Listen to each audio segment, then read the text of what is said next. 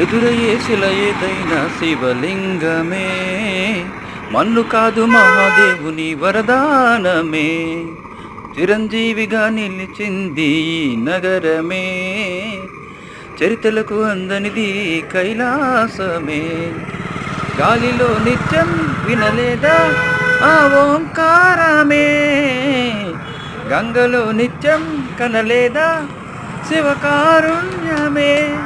తరలి రండి తెలుసుకోండి కాశీ మహిమా, విలసంగ శివనందలది మహాగంగ ప్రవాహంగా మారి విశాలాక్షి సమేతంగా చేరి వరలిచ్చే కాశీపురి.